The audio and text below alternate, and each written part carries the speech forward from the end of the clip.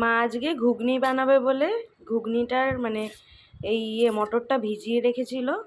তো যাই হোক সকালবেলা একটু শরীরটা খারাপ ছিল, তাই আর করতে পারিনি দেখে আমি মাকে বললাম তুমি রেখে দাও, আমি বিকেলে কিছু একটা করব। তো এখন আমি ঘুগনিটাকে সেদ্ধ করে নিয়েছি, মানে খুব বেশি সেদ্ধ না, এই যে এরকম, তাও অনেকটাই ভালোই সেদ্ধ হয়েছে। এটা নুন দিয়ে সেদ্ধ করা। আর ভাবলাম একটু চটপাটা কিছু খাই, তো এখানে শসা কেটেছি, পেঁয়াজ কেটেছি, লেবু আছে, লঙ্কা রয়েছে। আর এখানে বাড়ির স্পেশাল মশলাটা, এটা হচ্ছে ধনে, জিরে আর শুকনো লঙ্কা পেস্ট, মানে শুকনো খোলায় ভালো করে ভেজে নিয়ে পেস্ট করা। তো এটার মধ্যে দেব, দিয়ে একটা চটপাটা খাবার খাবো, বিকেলের টিফিন আজকে।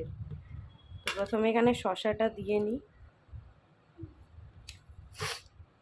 এত ঠান্ডা লেগেছে সবার, মানে নয় টক জাতীয় কিছু খেতে ইচ্ছা করছে, নয় ঝাল জাতীয় কিছু খেতে ইচ্ছা করছে।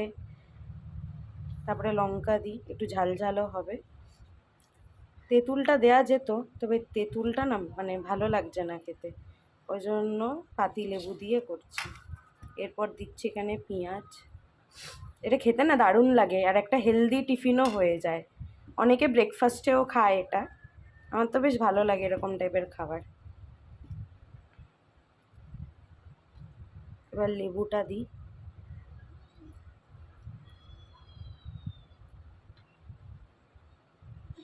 এই লেবুর টকটাও বেশ ভালো খেতে, হ্যাঁ লেবুর টক খাওয়াও ভালো, উপকার।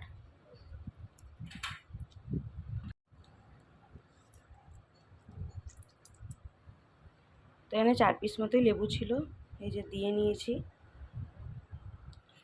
এবার এই মশলাটা দেব। এই মশলাটা দিলে না যে কোনো খাবারের স্বাদ এমনিই বেড়ে যায়। আমি 2 চামচ মতো দিলাম এখানে। আমি এখন মানে বানাচ্ছি, আমার মুখে জল চলে আসছে। একেই ঠান্ডা লেগেছে, তার উপরে এরকম গরম গরম টক টক হেভি লাগে খেতে। দেখো এটা কিন্তু মিশিয়ে নিলেই রেডি। তোমরাও কিন্তু এরকম বানিয়ে খেতে পারো, তোমাদেরও ভালো লাগবে। দেখো রেডি।